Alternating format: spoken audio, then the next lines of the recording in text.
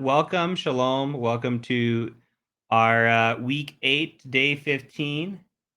It's a little laggy on the video, but it won't affect the audio or the screen. It's just how the computer's acting right now. So I apologize. I appreciate it. So welcome. We're going to be covering the capstone of this course. So if you have made it this far, congratulations.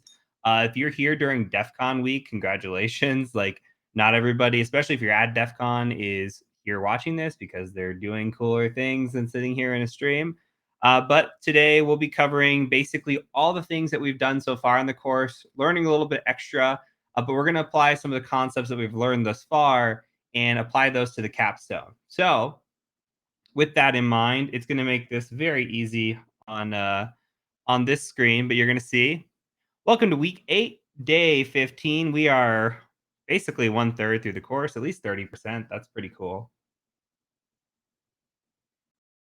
So if we click here, your capstone and course review. I don't know why I put should be a short day. It's probably not going to be a short day. I think I left that in from the last one. I've already started by lying to you. So I apologize. Um, so we're going to cover Capstone all week. If you are not familiar with what I'm talking about, I saw somebody asking questions about where to download the Capstone materials. Well, it would be in your handy dandy PMPT live tracking. If you come down to week 7, if you're not familiar, you need to familiarize yourself with this process because we do it every week. Introduction to Capstone. Number 1, we're in the first Capstone. There's going to be multiple in this course. So in here, if you actually click in here, there's an explanation of where to get the capstone machines, and there's a video, and there's also the capstones. There's the old capstones that we did, et cetera, et cetera. So that's in there. You should have already gone through one capstone machine, which was blue. So now we're going to be doing a capstone machine called Academy. We've got 5 capstone machines.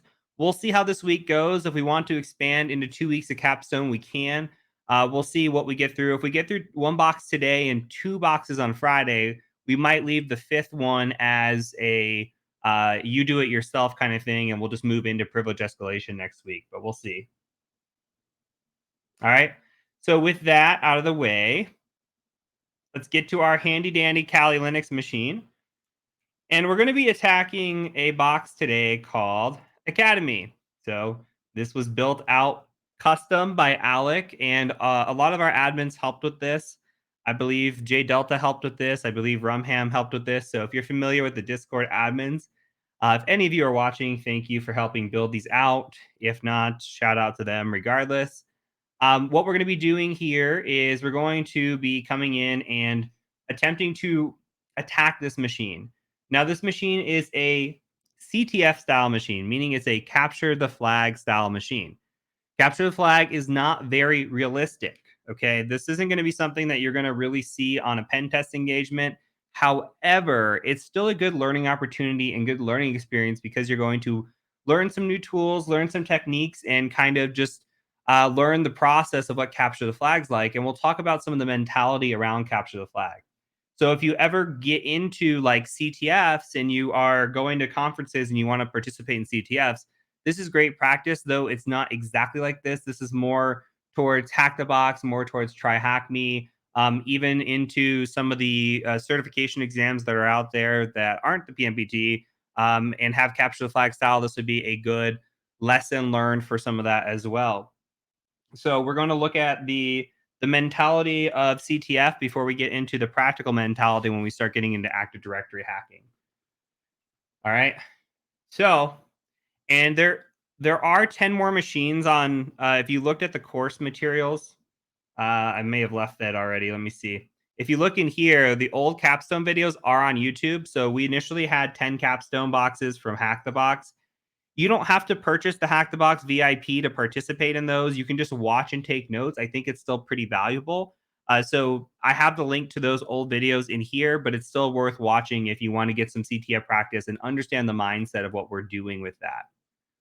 All right, so back to our handy dandy machines. So you should be ready and at a login panel like this. Your academy should be brought up, the VM, you should have it downloaded. If you don't, you are behind. That's okay. Just take notes. And then just watch. And if you have the VOD, you can follow along. If not, even if you don't follow along, just take notes on the process and what we're doing. Okay. So login for this is going to be TCM, or actually root, and the password is going to be TCM. We're just going to log in really quick because we're going to set an IP address. This doesn't have DHCP enabled by default, so we're going to set that by running DH client. But again, those credentials are root and password of TCM. All right. And then so we're going to run DH client and hit enter. This should pull up an IP address for you. It might take a second. And then all we're going to do is run the IPA command. Okay. And then IPA. Listen, DH client, IPA. No need to zoom.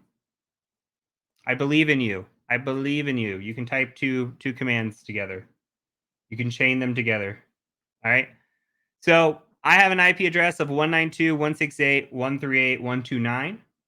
So we're going to use that for all of our attacks today. Okay. So we're going to do an nmap against this machine. We're going to go ahead and do a -a -p -g4 192.168.138.129. Now I'm going to hit enter and let this run, but it's going to maybe not -a dash. I'm so sorry. So while this runs, we're going to talk through the nmap scan just one more time. So it's been a few weeks since we've run an nmap scan. Nmap again, we're running the -a, capital A command because we're looking for everything. We're looking for OS detection, script runs, version detection. We're doing a -p dash, and we're scanning for every single port 1 through 65,535 on TCP. So we're going to run -p dash. T4 is our speed. Remember 1 to 5. And then we supply the IP address. So we're not running the fastest speed. We're running the second fastest speed here with T4. And then we get our ports back. So we've got port 21, port 22, and port 80 returned. Okay. So what we're going to do is we're going to look through these and we're going to take some notes. So I'm just going to open up a text editor, mouse pad, and I'm just going to have some notes ready as we go. But basically, we've got a port open on 21. We'll actually put 21, 22, and 80. And here's some of the details that we can see. We've got FTP enabled here. We've got a version of VSF TPD 3.03. We could technically go out and search this and say, hey, is this version of FTP vulnerable? If it is, maybe there's like a remote code execution for this, and we can easily just get a shell in this machine. So that'd be something that we're interested in. The other thing that we see, though, is that there is anonymous login enabled, meaning that we can just log in without any set of credentials and grab files. So I'm going to note that in my notes as well. And that there's actually a file sitting in there called note.txt. So that could be something of interest to us. We'll have to see. We scroll down. We've got 22 of SSH open. I'm going to go ahead and just copy this. Now, remember what we talked about in the previous lesson last week. SSH is not something that I go after, especially on a CTF. Now, could we try to brute force this? Yes, on a CTF, that's likely not the way to go. Very unlikely that you're going to brute force SSH and get in on a CTF. Not really the intended method for capture the flag. When we're not considering a pen test, we don't really need to test this for brute forcing or password strength or anything like that. So I tend to leave SSH alone when I'm looking at a CTF machine. We might research the open SSH and see if there's any vulnerabilities there. But typically what we see is we see other avenues. So maybe port 80, we get a web shell and we get access to the machine, and then we can somehow get into SSH with the user. That could be an option. Or maybe this like note.txt has credentials in it, and in those credentials are a way to log into this SSH service, right? So we have no idea. It could be that somebody accidentally left an FTP server open with their credentials. So we'll have to wait and see. But SSH by default isn't something that I go after or try to attack. It's more of a maybe lateral or even escalation strategy later on if we find credentials, and it would provide us with a stable shell.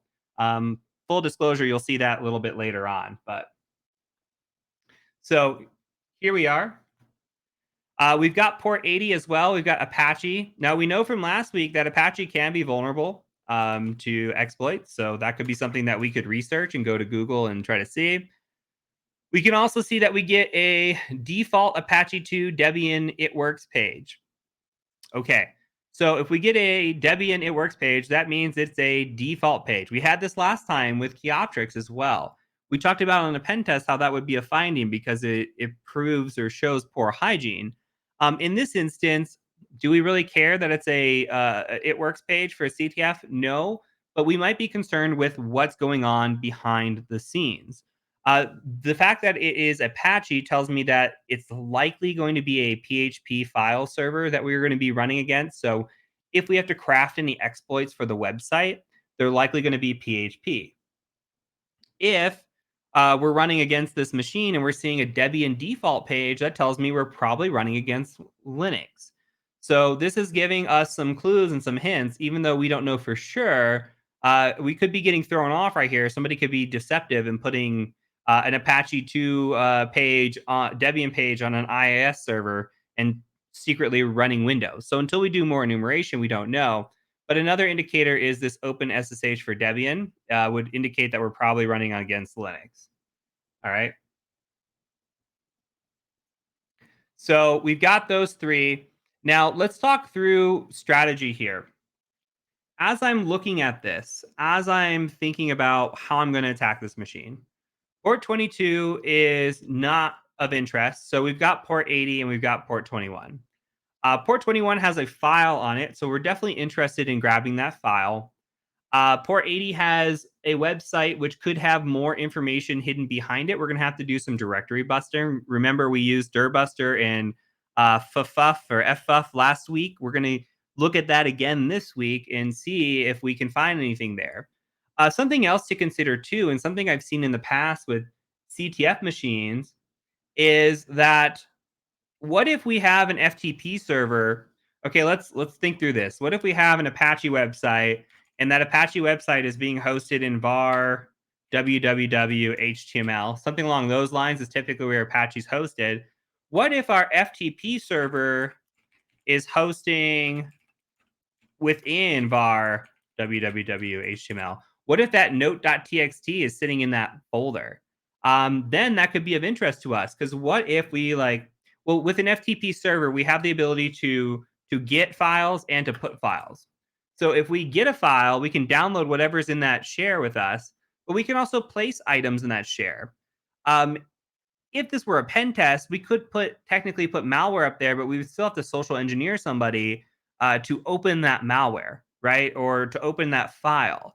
Otherwise, if it's like a CTF, nobody's going to be there to open that because you're just going against a computer unless there's some sort of service in the background meant to open files that gets placed in the FTP server. But more likely, what I'm getting at here is what if the FTP server is being hosted within the same share as the website? Then, in theory, you could put crafted malware in the FTP server share and then go to the website, navigate that, and trigger that malware. That's not going to be the case today, but that's something that when you see FTP and port 80 together, that is a combination that is possible. It's something to think about. Where does FTP land on the server and how can I access that from port 80 or port 443 depending on the service that's running. So, something to think about. All right, so what we're going to do is we're going to go out and look through the services that are there and try to identify or see what we can find and gather information. All right. So let's go ahead and do an FTP of 192.168.138.129 or whatever yours is. And then I'm just going to type in anonymous twice. So username anonymous, password anonymous. I'll give you time to catch up.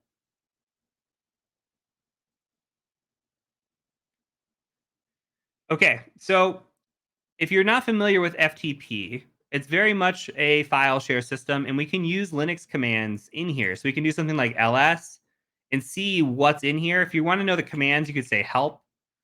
We do have a CD command, so we can see if there's more shares or folders for us. Usually, we're put in the base directory, and then we can navigate upwards and downwards. But I only see one file in here, which is note.txt. We do have the ability to do a get, which you see the get. We also have the ability to do a put, which allows us to place a file. As you'll see later on in the course, we do have the ability to do what's called an mget, which will allow us to get everything within the directory. We can download all files and then parse through those on our own. All right. And so what we're going to do in this instance is we're just going to go ahead and get note.txt.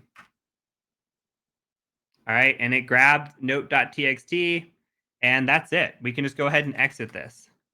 So if you ls or you just cat out note.txt, you'll see that it's already in the folder that you were just in, and we can read through this. So looks like we got a message here. It says, "Hello, Heath. Grimmy has set up the test website for the new academy. I told him not to use the same password everywhere. He'll change it ASAP. I couldn't create a user via the admin panel, so instead I inserted directly into the database the following command." And it looks like this is an insert command for SQL. So what we're seeing is a student reg number, a student photo, a password, student name, pin code, and session. This is sensitive data. This is, if we found this on a pen test, this would be a finding for sure. Um, I have seen this on a pen test before. I've seen this not just on internal pen tests. I have seen this on external pen tests before. There was one time that we were doing subdomain enumeration against an organization. I found a subdomain. I went to the subdomain, and guess what? It was a directory listing file share, and in the file share, plain as day on the first page, was the backup to their entire website, included credentials, included SQL credentials. It's one of those things that this is realistic in the sense that you can and will find people putting passwords and stuff in files. If you're ever stuck on an internal pen test, one of the things that we do is we do hunt for credentials. So if we're like on a machine, we'll look and see, okay, does this person have any passwords anywhere that might lead us somewhere else if we're not getting anywhere else? So, so what we see here is it says the student registration number is what you use for a login. So we have a student registration number. It looks like that ties to this. It looks like we have a student photo in here that ties to nothing. Password looks to be like a hash of some sort. We have a student name, a PIN code, and then the rest of this here: session, GPA, semester, etc. So we have a hash password. It looks like I don't think this is a password, but we can identify that in a second. And it says, "Let me know what you think of this open source project. It's from 2020, so it should be secure, right? We can always adapt it to our needs." All right, and this was from J Delta. Okay, so what then? All right, well, first thing we want to do is we want to notate the student ID. So I'm going to write that down. I'm going to delete this. So any wins that we find, we're just going to say like student ID or login. We've got a password hash, looks like, of this. So we'll go ahead and copy this. And we need to identify what this hash is. So we can use tools online. If you Google like hash identifier, you can look online. But the nice thing is you can actually just use a tool in Kali called hash identifier. So hash dash identifier like that. And you just hit enter. I'll give you a second to catch up. This is just okay, by the way. I've seen better identifiers online. This one is so with what it does, but it's still decent. So what we're going to do is we're going to paste in the hash that we had, maybe, maybe not. Copy it one more time. And we're going to hit enter. And it's going to guess at what it thinks it is.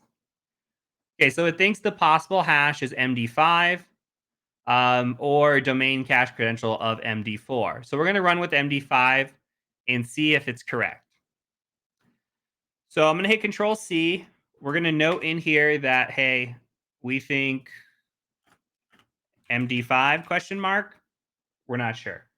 Okay. So what we'll do is we can go out to Google and we can try to search for Hashcat. Let's try hashcat crack MD5 hash. And there are online crackers as well that we can use, but this is something that we can do. Another thing that we can do is just like list the hashcat modules. So we can say like hashcat modules.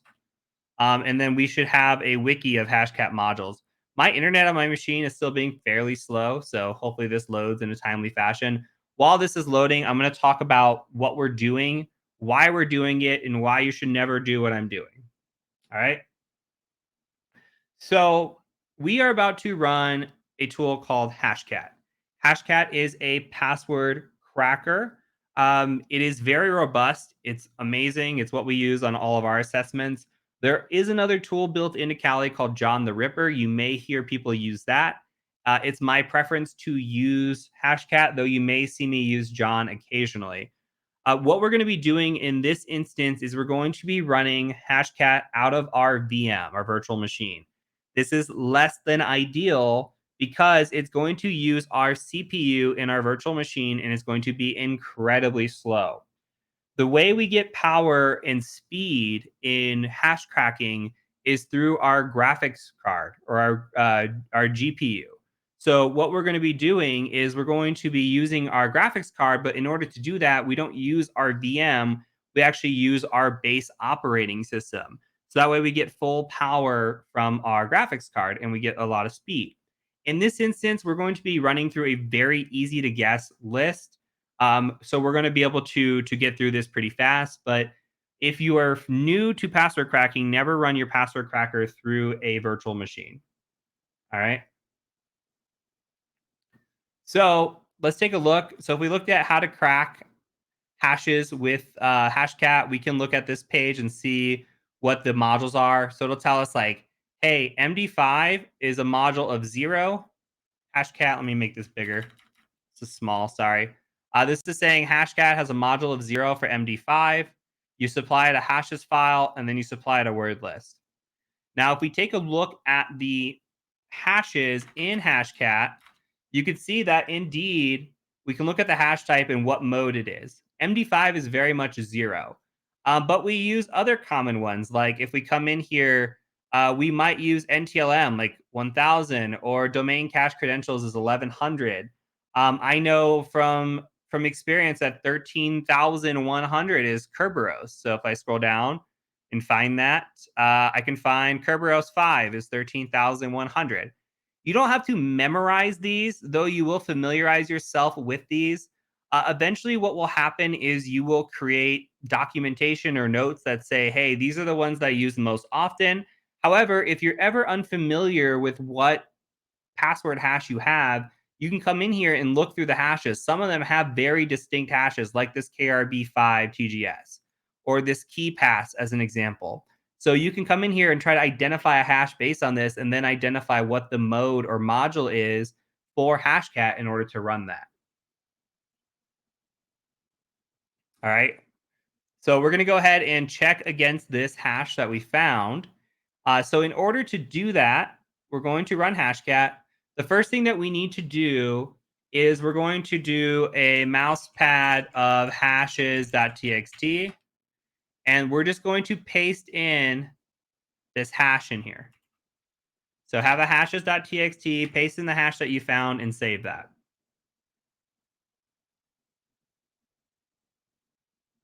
And I'm going to go ahead and take a drink really quick of coffee and let you catch up.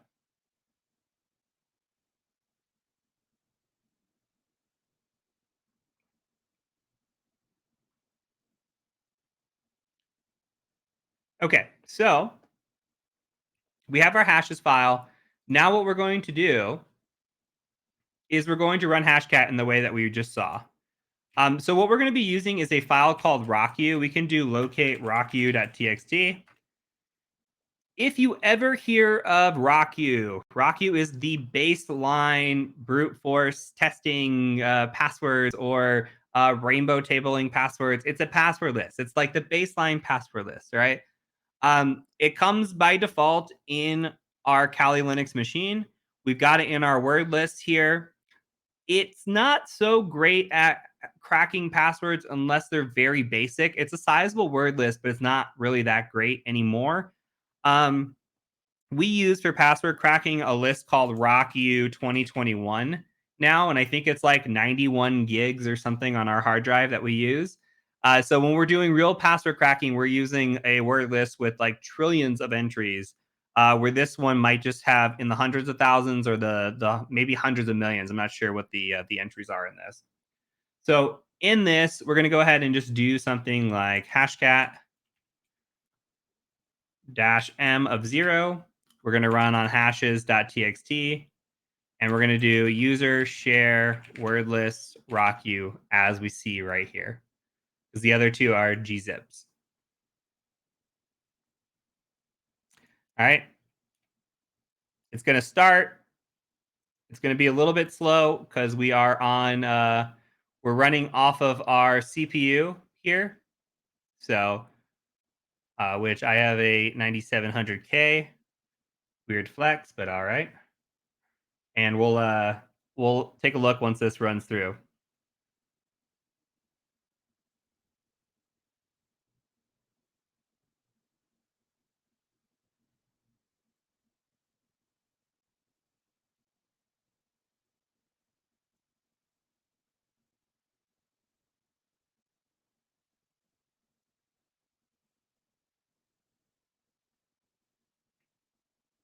You guys want to see the command? Yes. So here's the command up top. I'll actually even paste this in the chat for you guys while we're waiting.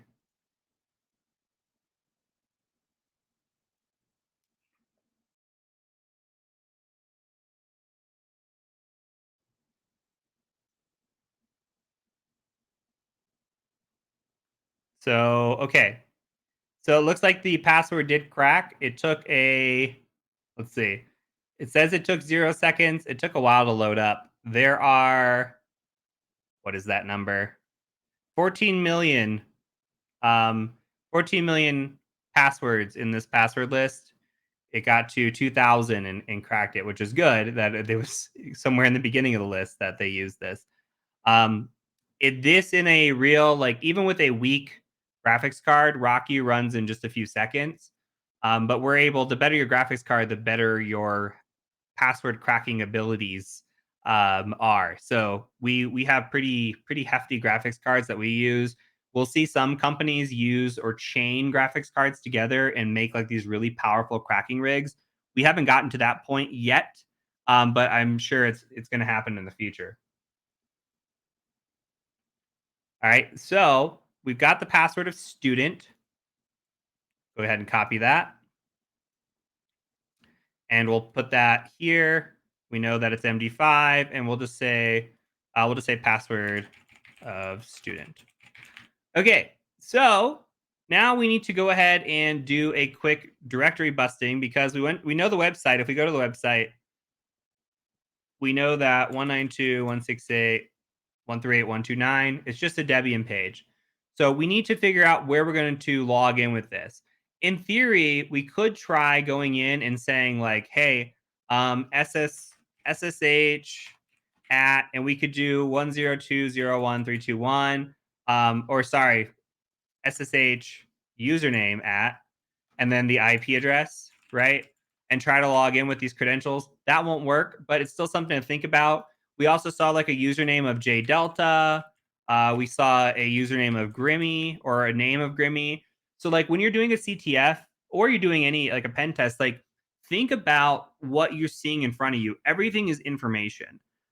So if you see a username or anything that could indicate a username, go ahead and notate that down as well. So in theory, we should be putting in here that we saw Grimmy, J Delta. All right. So we saw a couple usernames in there as well. Honestly, we saw Heath. Okay. So these could all be options. All right. So we're going to go ahead and do some directory brute forcing really quick. I'm going to show you two methods and we'll cover both of those. So let's go ahead and clear our screen if we can. I don't know why it's acting funny, but here we go. So first thing that we're going to do is we're going to look at a tool called Dirb. I didn't show you Dirb before, so we're going to run it really quick. DIRB, and then you would just run HTTP 192.168. 138, 129. I'll give you a second to type that out.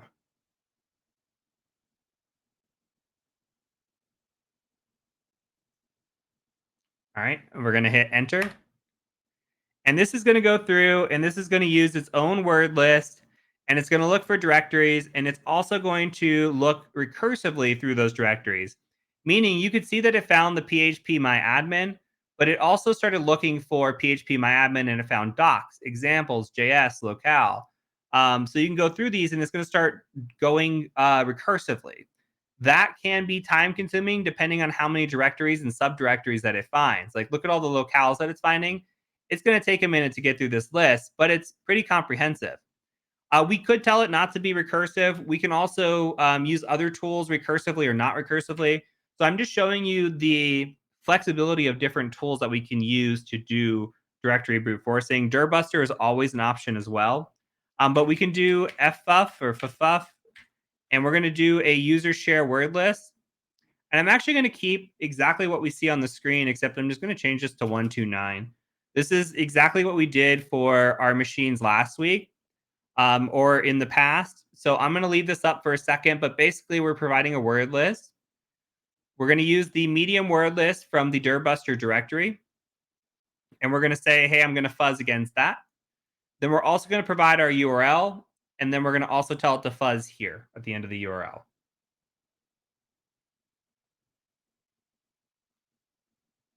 All right, I will paste these in chat as well. There's that one. And the dirb command is literally just dirb with the address. All right. So I'll scroll back down and let this. By default, dirb is recursive. Somebody asked if this is recursive or not. Dirb is automatically recursive. Here, we're going to run the same defaults on Fuff, and you're going to see that it is actually it is not recursive. So it's going to run and do its own thing.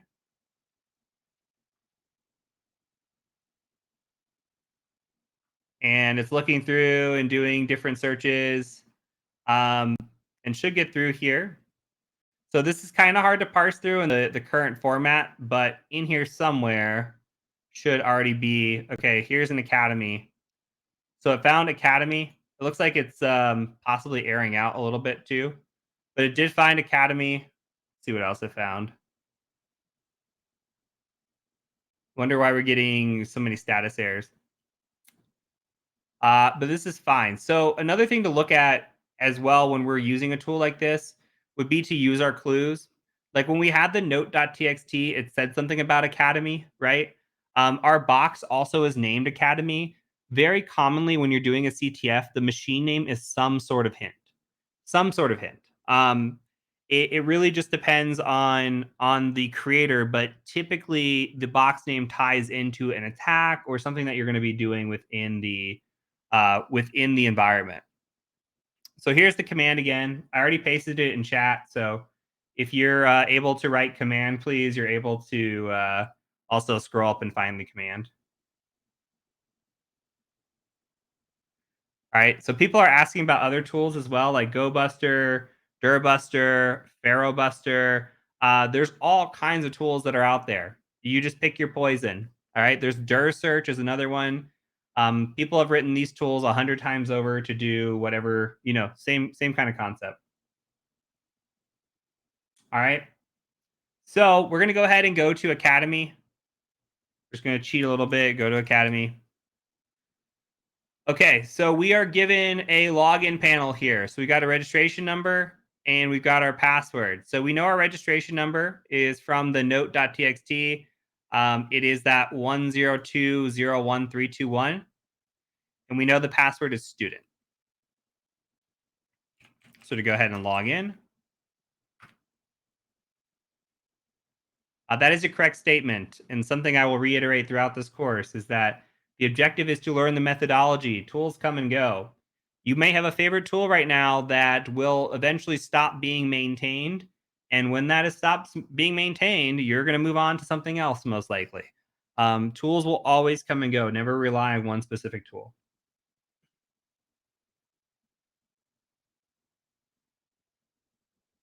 All right. So we get brought to this login panel here. You can see now we're logged in as Rumham. We've got a user, and we could click around. It brings us to a change password page. We can change our password. We could just click around. It says, hey, like enter a pin to enroll in a course. Look at your enrollment history. Look at your profile. Okay, so there's different things in here.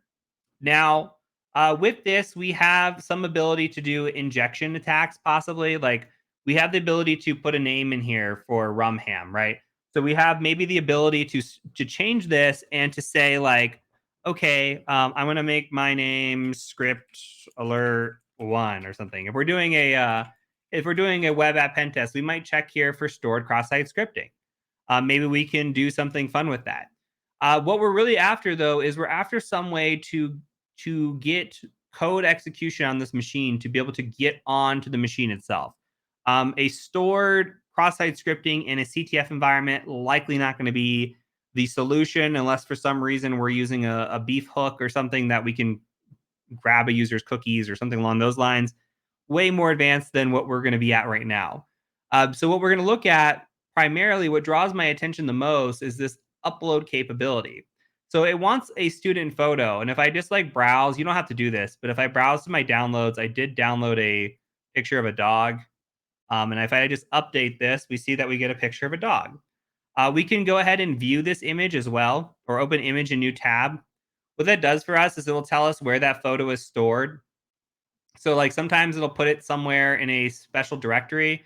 Here it puts it in student photo, and then you can see that it has this right here, this the actual file name. So it doesn't change anything, doesn't try to obfuscate the file, nothing. It just stays and gets uploaded into the student photo area. We could even check and see if this is accessible. Like if I was doing a pen test, I would want to see, is this accessible from outside of the organization? And it is. We're not authenticated, but yet we can still see that user's photo. So something to think about as well. But we're not here for web app pen test at this point. We are just here to see if we can compromise this machine. So what we're going to do is we're going to test out to see what the file permission settings are on this photo. Can we upload something that's not a photo? Can we upload a text file? Can we upload something that is malicious? For the sake of time, we are going to go ahead and just say, yes, we can upload something malicious. What we're going to do is upload a PHP file. You can see that we have a myprofile.php up here. We know we're running on Apache. We know we're running on PHP. So we're going to go out and just Google on the Google machines, PHP reverse shell, and that should bring you to a pentest monkey PHP reverse shell GitHub. All right. So with that in here, if you go back to PHP reverse shell, let's see if it loads. Since I'm not showing you from the page. Here you go. So if you go PHP reverse shell right here, click on that, and then you click on raw. We're going to go raw for this one time and one time only. Never go raw kids. All right. Control copy. Now what I'm going to do is I'm going to come in here. I'm going to close this out. And we're going to make a directory called transfer. All right. So I've already made this directory, and we're going to use that. All right. So make a directory. I'm going to cd into transfer. All right. And we're going to ls. I've got some things in here already. Don't worry about it. What we're going to do is mousepad shell.php and then paste in this and hit save, Control S. All right. So you should have a file that looks like this. It should get colorful, pretty, whatever you want to call it.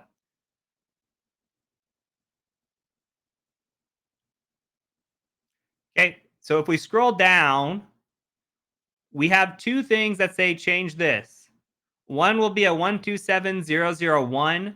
You need to change that to your IP address. Your IP address. Okay, so mine is .140, and then this is a 1234 port. You can actually leave that if you want. What this shell is going to do is provide us with, or what this is going to do is provide us with a shell. You can see that it's going to provide us with a bin sh-i. This is the command that it's going to execute when it runs. And we're going to get a reverse shell back on 1234. All right.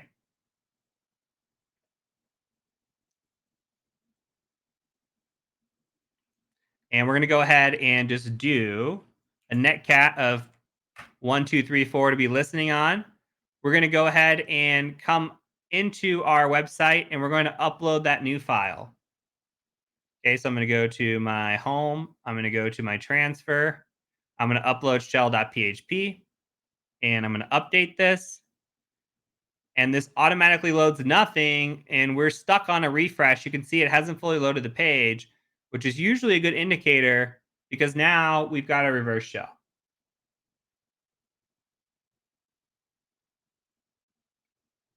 All right. So we've got a reverse shell. We can come in here and say, who am I? You can see we're www-data. That means that unfortunately, we are not a root user. We can test and see if we've got sudo on this machine, sudo privileges. Sudo is not found. We can try locate sudo or which sudo.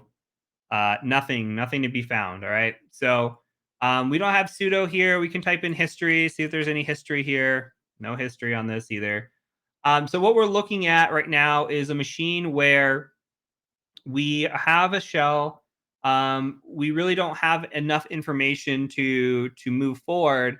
So the next thing that we're going to do is a little bit of privilege escalation, and we're going to get into this after the capstone. We're going to get heavily into privilege escalation techniques and theory. But for now, we're going to do basic privilege escalation.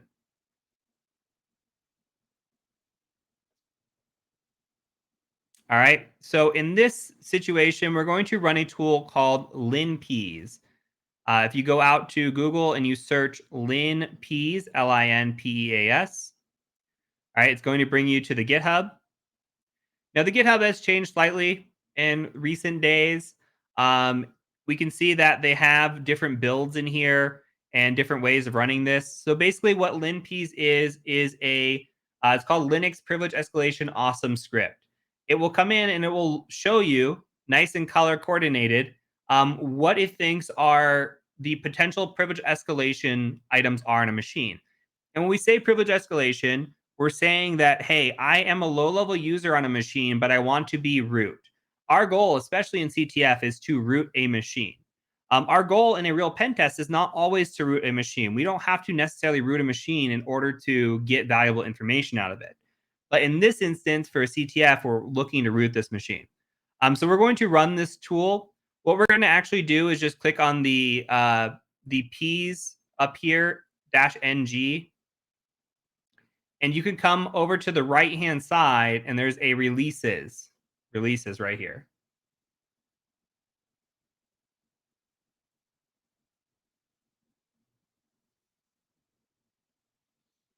All right. And we come through and we say, hey, we've got linpeas.sh. Okay, so we're going to download this linpeas.sh.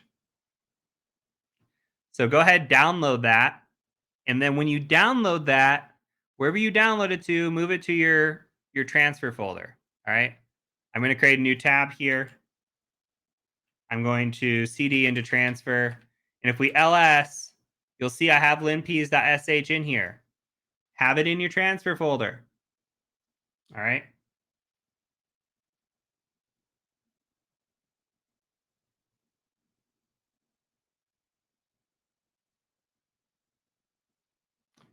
Okay. So what we're going to do now is we're going to host a simple HTTP server. We talked about this way back when we were in our Python materials. We're going to host a simple server, meaning that this is going to host all the files within this folder in a web server to navigate to and that we can download and transfer files from. All right.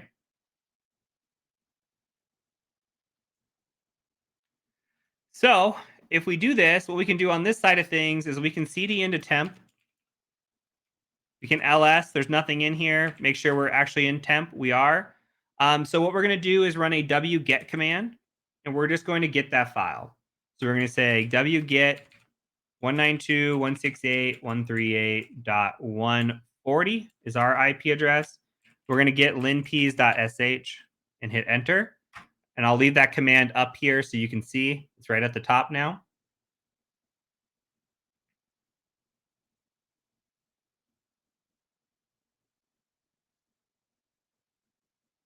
All right. So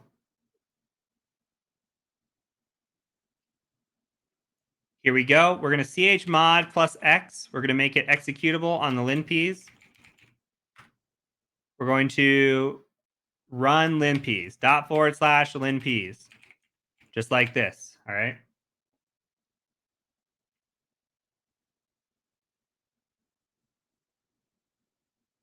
Hit enter. We're going to let this run. I'm going to go ahead and scroll up and we're going to kind of talk through what we're seeing here. So, again, this is a Linux privilege escalation script. What it's doing is going through, and I saw somebody say earlier, can we do the manual method? Well, showing the automated method first is nice. We're going to go through when we go and do the privilege escalation, we'll talk about manual methods. But having tools at our disposal is very great. A tool like this, we can just run and check for escalation. Now, have I ever run this on a real pen test? No. There's also a WinPs for Windows. There's a MacPs for Mac. I have never, ever, ever run those on a pen test, but this is great learning still for any sort of capture the flag or exam that may require you to use a tool like this. So you can see the legend here. If it's in red slash yellow, there's a good chance that it's a privilege escalation vector. If it's in red, you should take a look at it. And the rest is just kind of informational. So really, we're looking for red, yellow, or red. And we come through and it's going to give you as much information as it can given your user. So what it's doing is it's saying, hey, like, here's the user that we are. Here's the host name of the box. Here's the Linux version. Linux version could be interesting for us because we may be able to do privilege escalation based on the kernel. We're not getting into kernel-based exploits yet, but we will when we get into privilege escalation. So it could be something that's of interest. We might want to research, hey, is this version vulnerable to any sort of exploits? All right. We come through here. It's telling us this is a Debian operating system. It's telling us the release. We can search on that information as well to see if there's any sort of exploits for any of this.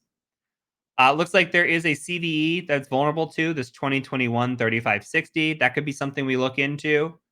And then we can continue down and just reading information. All right. So it looks like you're getting some broken pipe errors. Not sure why we're doing that. And it's telling, hey, here's the exploit suggester that it's running.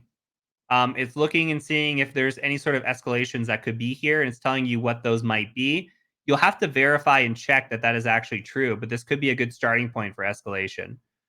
We're not going to cover that right now because, again, we're still very much beginner level in the issues that we're working with. As we get more advanced in the course, we'll look into this. So in this instance, what we're seeing though is we're seeing, hey, here's the processes, cron jobs, timers, et cetera, that we're able to see. Do we see anything running that's of interest in here? We see our shell. We see that we're running linps. I don't see anything in here. We see the FTP server. I don't see anything in here that's of great interest quite yet. We keep coming through and we're looking, we're looking. So here is a paste of the cron job. Now, cron jobs are like scheduled tasks that say, hey, run every X amount of time. They have one for daily, weekly, monthly, hourly, etc. We also see, though, and this is interesting, a home forward slash Grimmy forward slash backup.sh. I'm going to go ahead and put that in my handy dandy notebook. And this gives us actually a user. We see Grimmy as a user. So that's nice because we know home Grimmy, there's a backup file. Can we read that? Maybe. We'll have to see what it's doing and why it's doing it. As we come through here, I'm going to scroll down. And for the sake of time, we're going to kind of go through some of this or skip through some of this for now. This gives you a lot of information, a lot of output that you have to look through. Here's another one. This is telling you who the super users are, who has console access. Grimmy does. Interesting. As does root, of course. And then we scroll down and we can just see what users are on here. Like here's Grimmy. So it's looking at who are the users on this machine. Grimmy's an administrator. That's interesting. So keep coming through. We can see who's logged in currently. It's root. And we can see the last login times. These are nice, but let's scroll down. Let's see if we can find, just skip ahead just a little bit. So if I scroll down,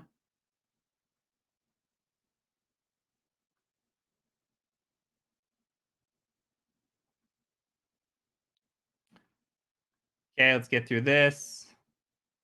All right, here's what I wanted to point out. So this is searching for passwords in files. It did find a password here. It found my very secure pass. What is missing from LinPs, and somebody can correct me if they know the way around this, is it used to tell you where the file was located or where the file was or where this belonged to. Now it just says, hey, it's configured in or it's found in a PHP file. So we have to kind of work around this, but we did find a password. I might be interested in reading that SQL database file as to what's going on in there. But we do have a SQL database password now. So if we maybe go into a SQL database, log in, see what's there, and we are going to have to go through and just see what information that we can find here.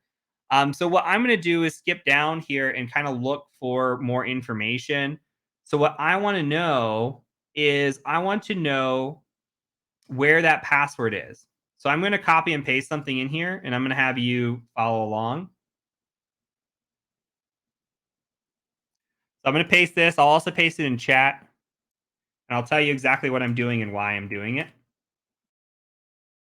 So all we've got here is we're going to do a grep and I'm just going to run this and let this run. It's going to be very slow. Um, should be. Try that again. I'm not sure why it's not working. We'll have to take a look. So you should be able to grep in here for the file of or look for my very secure pass. What we're doing is we're doing a recursive search and we're looking that up for showing the file name for anything that is shown in this. There's going to be a lot of errors associated with grep, so we can just put the error output or standard error to dev null. And let's see. It is the space. Good job. All right, let's see if that is it. Let's do dev null. Try that. That's not it. That's okay. So what we're really looking for is we're just trying to grep this password out.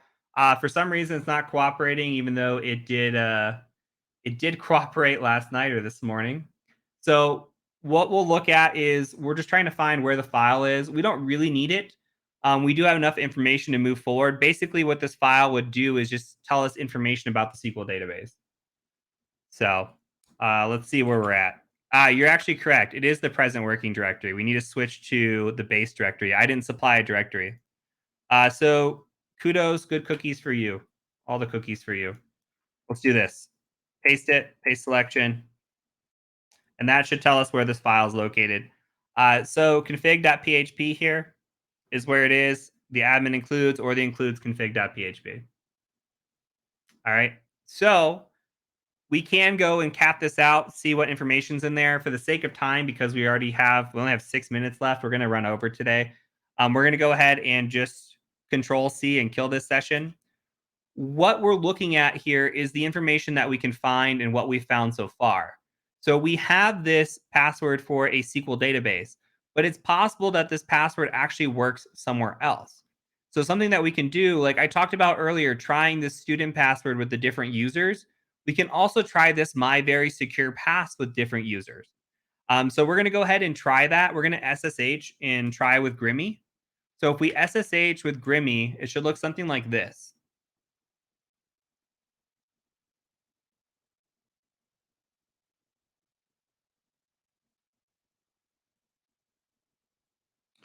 Okay, and then we're going to paste that in. And you can see that we do get a shell here. So we can try again a sudo-l, doesn't work. We can try history, doesn't have anything within it. So here we go. And just for the sake of time, I'm going to run the password. Or for those of you that can't stay, I'm going to go ahead and just turn on the tracker for attendance. So the attendance tracking today, the code is baby's first privesc. So baby's first privesc. All right. So here we go. We are in this. And what we're looking at is we're going to have to maybe consider what we found so far. Remember, we saw that backup file. So what if we catted out the home Grimmy backup.sh? So what we can see here is we have a bash script. It's going and removing a temp backup.zip file, and then it's doing a zip of a temp backup.zip and running this in Academy var include. So it's look like it's creating a zip file from the website, and it's changing that to a backup file. So basically, all it's doing is just making backup of the web server. All right. So what this is likely doing is running on what is called a cron job, or it could be running on a timer. We can check to see if there's any cron jobs. Like we can check cron tab -L to see if it's scheduled anywhere. No cron jobs there. We can look at cron jobs per user by saying like cron tab -U root and list that out. Must be privileged to use that. We can see if we try sudo privileges if that would work, but sudo is not on this machine, not at least in the fashion that we have it.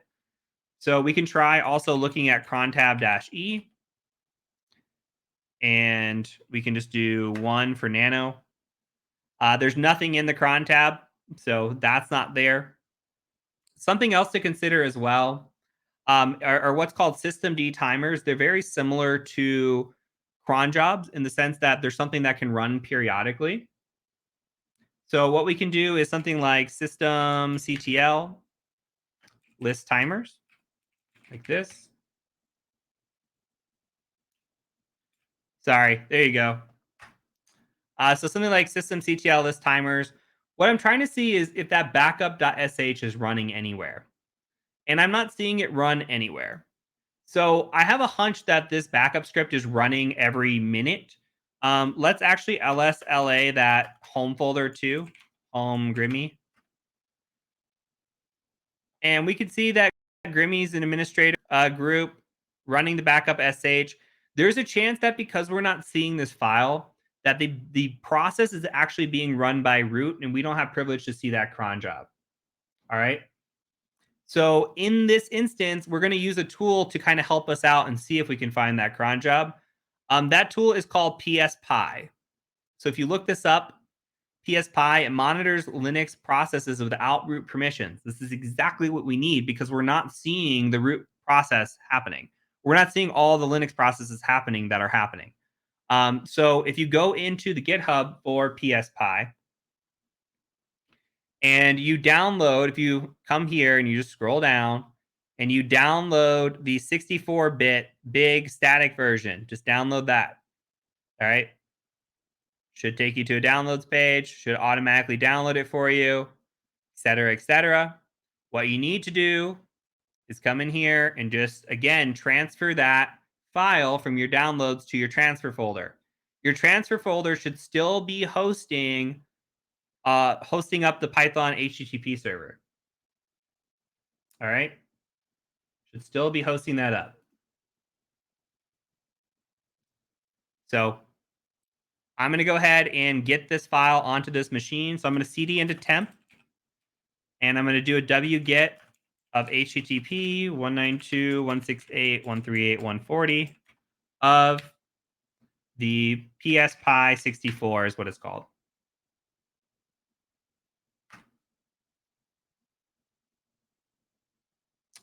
Okay, we've got that. And now we're just going to say chmod +x PSPy 64 and then run PSPy 64. So this is going to start looking through what's running on the machine.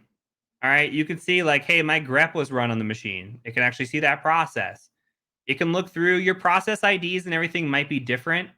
If we scroll down to the bottom, we don't have anything here yet, but it's monitoring, it's waiting, it's checking. My hunch is that the machine is going to have a timer running or a cron job running every minute. And there it just ran. You saw it come through where we get the bin sh and it's running for it's running as Grimmy backup.sh with the UID of 0, meaning the user ID is root. All right. So I'm going to go ahead and shut off the attendance.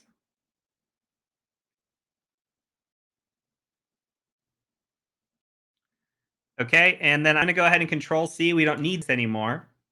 And sorry for the long class today, chat. I'm trying to work through it.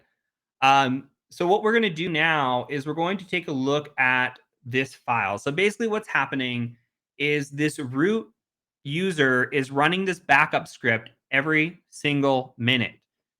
What's that mean? Well, that means that we can actually rewrite the file because we have write permissions. If we lsla home grimmy, we have read, write, execute permissions on that file. So we can change the file to be malicious in the sense that we can actually create a reverse shell out of that file. So that way, when it executes, root is executing a reverse shell, and we're going to get access as the root user to this machine. All right. So what we're going to do now is we're going to come in here, and if you go to Google and you search reverse shell one-liner, you should get a reverse shell cheat sheet from Pentest Monkey. When you open that up, we are after the environment that we are currently working with. This has all different kinds of one-line reverse shells. In this instance, we're working with Bash, but for example, there's a Perl, there's Python, there's PHP, Ruby, Netcat, all different kinds in here depending on what you're working with. Here, we're just going to copy this Bash command, and we're going to go into this file. So we're going to go ahead and nano the home grimmy backup.sh. And what I'm going to do is hit Control K. Control K will delete all the lines for us. You can also just manually delete them if you want. And then Control Shift V will paste our stuff in here. So what this is doing is this is a reverse shell one-liner. This is saying, hey, I want to connect over TCP to this IP address. We've got to supply it with our IP address. So 192.168.138.140. And it wants to connect over port 8080. That's fine. So we're going to go ahead and do that. Before I save this file, I'm going to go ahead and open up a new tab because we don't know when this cron job is going to run. I'm just going to go ahead and netcat nvlp 8080. And then I'm going to Control X and save this. And then we just wait. And this gives me a good time to take a sip of my coffee.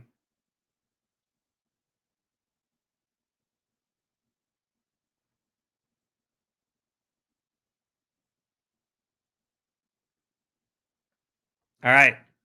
You can see we got who am I, or we got root at academy. If we do a who am I, we have root. Now in traditional capture the flag, we can cd to root, do an ls, and you can see there's a flag.txt. We can cat the flag out. And this is what you would have as proof. Congrats, you rooted this box. Looks like the CMS isn't so secure. I hope you enjoyed it. If you had any issue, please let us know in the course Discord. Happy hacking.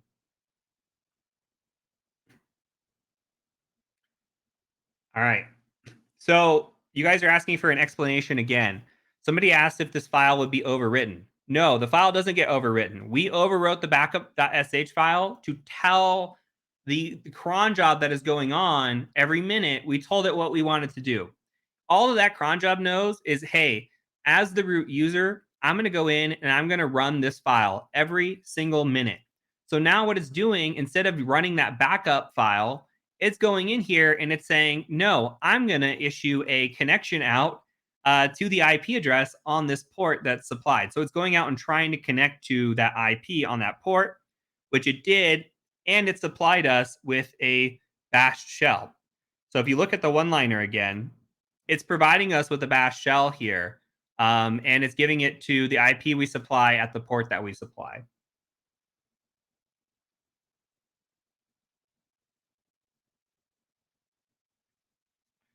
All right. So for those of you asking for access to this box, guess what?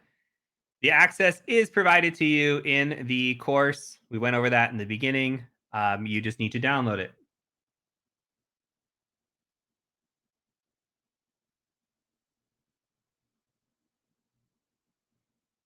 All right. So that is it. If you are behind, you got lost, this is what the VOD is for. I'm happy to answer some specific questions as we transfer over. I'm hoping my camera plays kindly with me, although we were looking pretty delayed. I don't know what the issue is. It could be that I haven't restarted my computer in like 30 days, but so So we'll take questions. I see some coming through. So how do we know that was a cron job? That's what the PS Pi was for.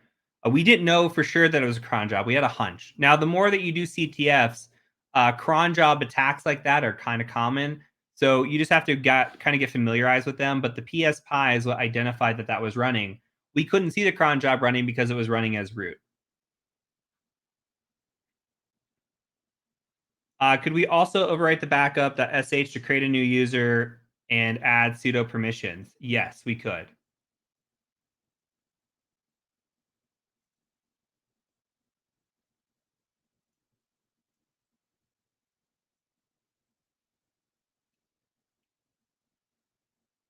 Would you edit a cron job file in a real pen test? No, because that would be very detrimental. Now, in look, again, never have I ever had to do this in a real pen test. This is a capture the flag style thing. Now, if we were doing or messing with a cron job task, we would definitely back up the file. We would ask the client, and then we would overwrite it. But willy nilly go overwrite something like that because especially it's making back. Could you imagine if like you ruined a backup for a web server or whatever it might be? It could be very dangerous.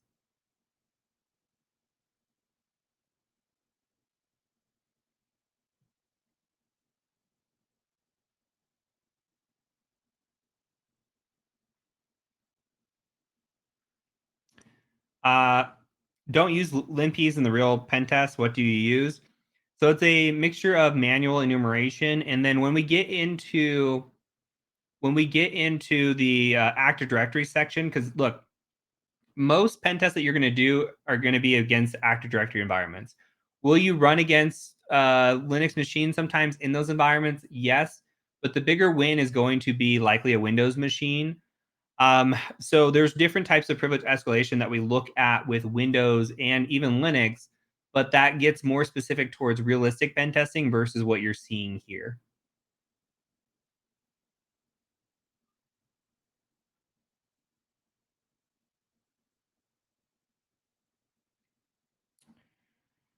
Are Try Hack Me Pass worth preparing for the PMPT exam? There are a couple that are out there. So I think Hollow is one, and then I think Reef is maybe another one that people recommend for practicing Active Directory prior to doing the PMPT exam. The PMPT is a mixture of OSINT, external and internal, so just practicing Active Directory won't be enough. But it's still good practice for the exam for sure.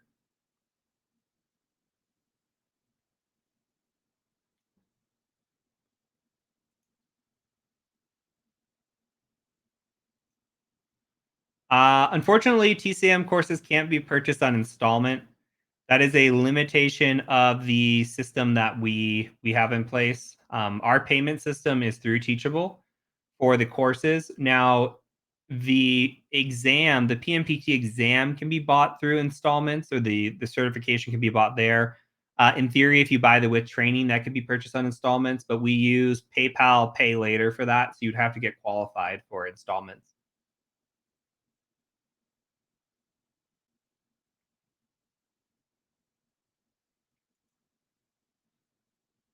When doing real world pen tests, how do you enumerate machines? That's a great question, and we're going to get into that when we start getting past the privilege escalation stuff.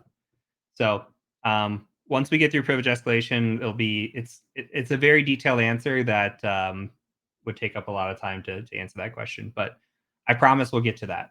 I promise. How often do you use Python in your pen tests and what for? We use Python quite a bit. It's more for either tools that we're running that are either off GitHub or custom tools that we built. As an example, Joe from our team has built a lot of custom tools via using Python. So it just depends on what we use them for. It could be an exploit, it could be doing reconnaissance or intelligence gathering, could be for brute forcing or password spraying. So there's a lot of variety of what tools. Again, the methodology is what's important more so than the code or the base behind it. Like we talked about earlier, there's like 10 different directory busting tools that are out there, and there's one, I swear, in each language that's prominent. So It's a use the best tool that suits you and gets the job done for what you're doing.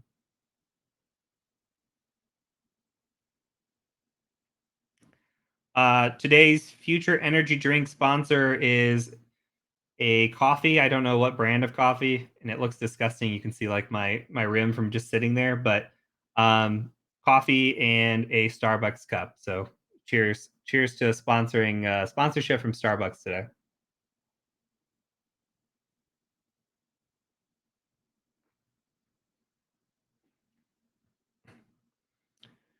There's a lot of tools for each and every attack purpose. How to keep in mind all the tools of their commands, any suggestions. This is where your note taking comes into play. Make sure that you have good notebook. Notion is a great tool. There's all kinds of note taking tools, but you just have to find the preference and the one that you like. But have a very good notebook. And honestly, I refer back to my videos so much. Like I will go literally watch a video that I've done on a topic, and it helps me like, hey, I ran that specific command. This is what worked for me, and I know for a fact. So if like I have notes that are confusing or I don't have notes on something, I'll just go back and look at a video that I've done on the topic.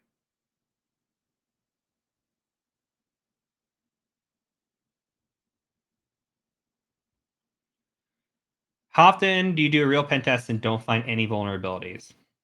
Um, Not that often. Now, if the question was, how often do you do a pen test and you don't break in? That is a different question. There's always something of value that we can add. Know that a vulnerability doesn't mean exploitation. So we might find something like a default web page on an external pen test, something that you've seen in the class a few times already. That is a vulnerability. It's still something that we're saying, hey, this is not something that should be out there. Doesn't mean it leads directly to an exploit. So there are always ways that clients can improve, even if they're little things and little low findings. It's still something that we can provide to them. Now, if we were asking if we break in, that varies based on client. We don't always break into a client, but we don't say that we failed on a pen test because we didn't break in. We look at the whole picture and assess the client based on the policies, procedures they have in place, and what went down on the pen test as a whole. So,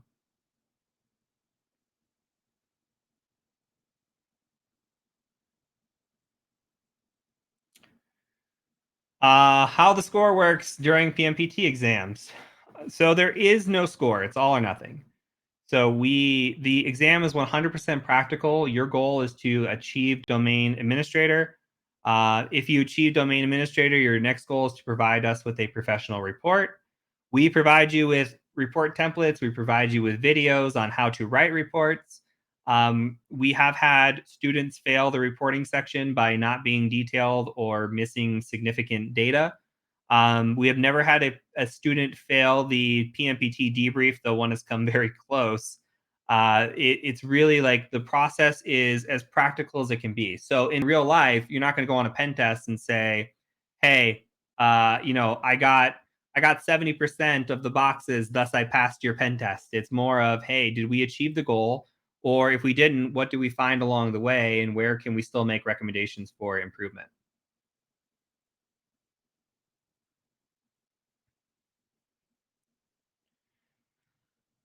Is a bachelor's degree required to get a good cyber job? The answer is no. However, the alternative of that is that a bachelor's degree does help with jobs. So you have to think about it as the more things that you have, the more you open yourself up to more opportunities. So if you have a bachelor's degree, does that open more doors? Yes, because there are going to be jobs that say we will not hire anybody without a bachelor's degree. Your bachelor's degree can be in landscaping, but we still want to see you check that box. However, there's plenty of people, ourselves included, that don't care what degrees you have or if you have any degrees. The issue is that most people coming into the cyber field have a degree. We have a video that we did not that long ago. It was actually a keynote talk that I gave about hiring, and it looked at the hiring process that we went through for hiring a pen tester. Everybody that we interviewed had a degree. Everybody that applied had a degree. So it's one of those things where you are going up against the competition, and how are you going to set yourself apart? If you don't have a degree, do you have certifications? Do you have work experience? What can say, hey, I can make up for that? So I'm not saying go out and get a degree. I'm not advocating for that, but you have to weigh the pros and cons. You have to also weigh the cost factor, or what's known as an opportunity cost.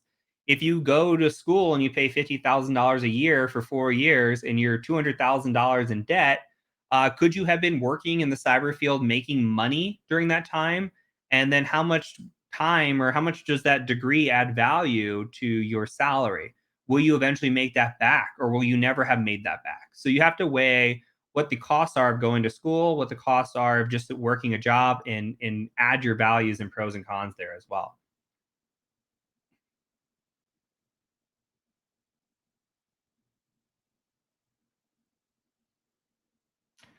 Somebody said PMPT day three video is missing. It's not missing. You just have to look with your good eyes. You have to look with your special eyes. All right. I'm gonna make this your enumeration project. Go find video three, and don't just go out and proclaim it's missing, because it's very much there. So you use Notion, but their employees can access our notes. Are you okay with somebody accessing your notes?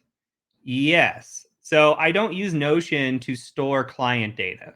Notion does store to the cloud. Very aware of that. We do not store our client data there. We do store our client data in the cloud. Our logins are behind secure passwords and behind multi-factor authentication and role-based access control.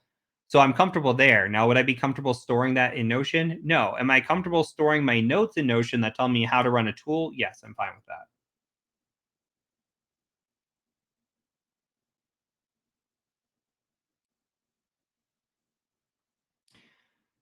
Do you run your Kali VM in the cloud or behind your public IP at your office?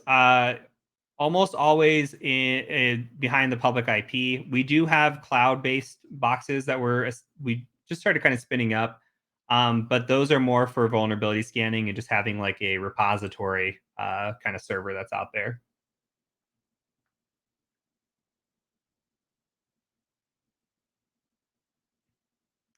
If a cron job ran every minute, would it open a new shell every minute? If so, do we need to worry about the other shells?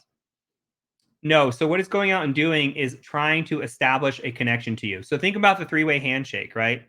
That box is going out and saying, "Hey, attacker, do you have port whatever open?" And an attacker will say, "Yeah, I've got it open. Go ahead and send it back to me." That's your SYN and your SYN-ACK. Well, what's happening is port 8080 is already being used. So it's going out and saying, "Hey, attacker, can I connect to you?" And the attacker is just saying, "Screw off, man. I'm in use right now. Come back later." So it's just making that connection attempt every minute, but it's not actually establishing more than one shell.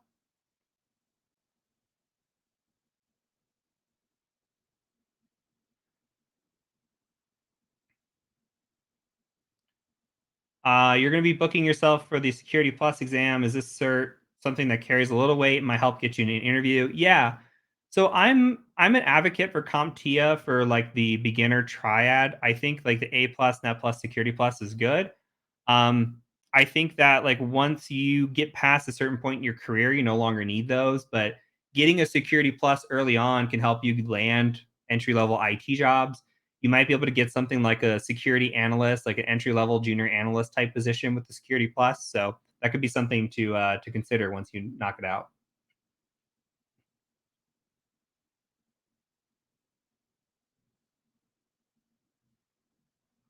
I very much prefer Windows over Mac. I don't know if I'm ready to make controversial statements, but Macs are very overpriced for what they do. That includes iPhones and every other device that they have. And Apple likes to come out and be like, if you've ever seen the meme of the "I made this" and somebody gives it to somebody else and they're like, "I made this." That is exactly what Apple does. Like, there's new technology that they swear they make, and they really don't come out with anything too innovative. Let's see if we can find the meme real quick. This is in my opinion Apple to the core.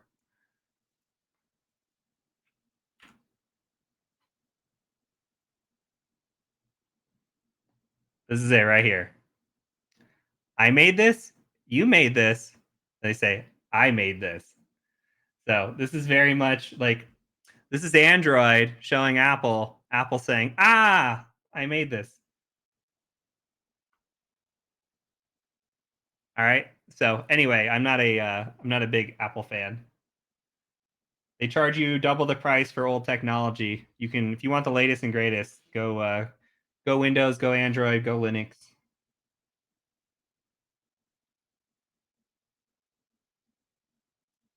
In a pen test, if you got root by one method, do you have to try other ways for privask? Um, Not with root per se. It depends on how much time you have left on your engagement and how many machines are available in that environment. What I would say though is if we're on a pen test and say we're doing an internal pen test and we compromise the domain controller at day one, we're going to go back and pretend we didn't compromise the domain controller and try to find a new way to do it. So we'll ignore the way that we did prior to and see if there's other paths to domain admin. I think where a lot of companies fall short and pen testers fall short is they say, I achieved the goal. We're done here. No, that's not true. Even when we in reverse on this, by the way, even when we fail to achieve our goal. So say we're doing an external pen test. If we're scheduled for a week and 3 days in, we're brute forcing or password spraying and we're not getting anywhere, we're not logging into any accounts, then guess what? We're probably going to email the client, say, "Hey, how about you send us an account? That way we can at least test your password policy. We can at least test your multi-factor authentication, see if it could be bypassed. Do you have any misconfigurations?" And there are so many times where there are multi-factor authentication misconfigurations going on in environments that we can bypass. So it's one of those things that like we want to make sure we do everything in the allotted time that we have that can add value to our client. We never stop short. We will always go back if there's time in order to find as many vulnerabilities that we can.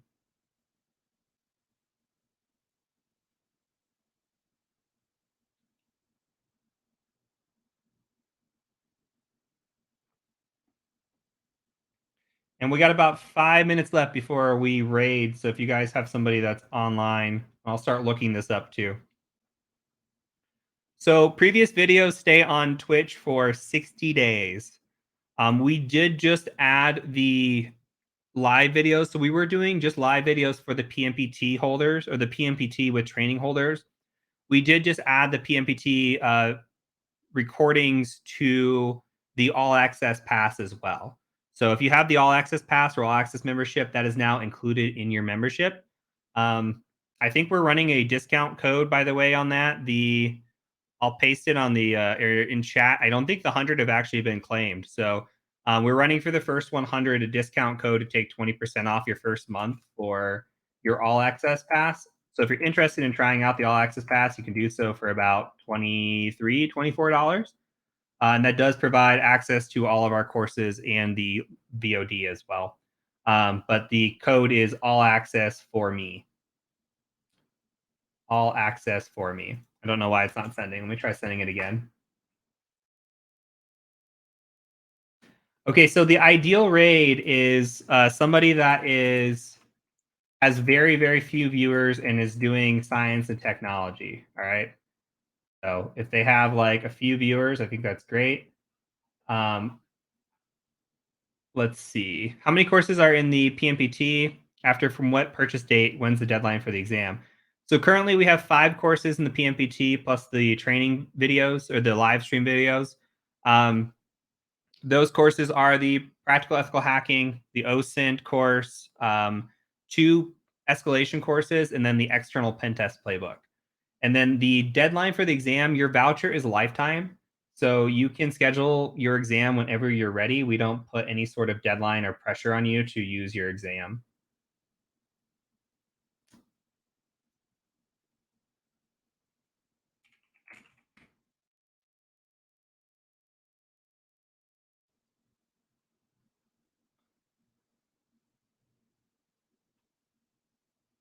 Do do do.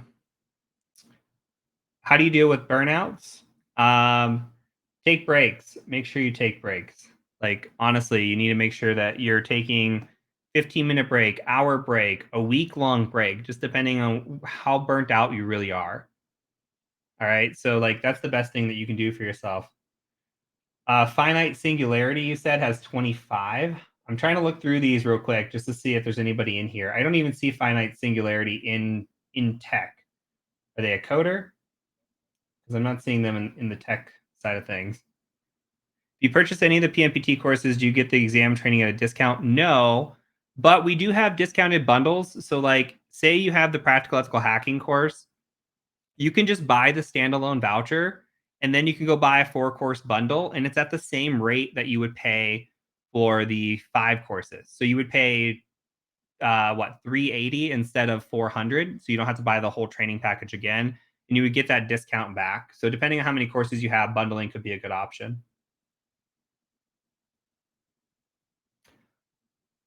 Okay, we will raid Bald Engineer, I suppose. I'm not seeing any other options. So why not get that rolling? Are there any labs on TCM's website to practice AD on the exam, or do we have to create the VMs? My poor PC can't handle the VMs, unfortunately. So there aren't labs that you can access in the cloud. Somebody did write a how to build out the TCM Academy AD lab in Azure, so it's something worth looking at. Just be careful because you can let that run. Like you get $200, I think, free of Azure credits. But if you let that run long term, you can just like run up a bill. So make sure you're careful and you're not just leaving machines on. All right. So that's it for today. We're gonna go ahead and do a raid, and I will see you guys on Friday. So thank you so much for hanging out, and I'll see you again when we do more capstone boxes on Friday.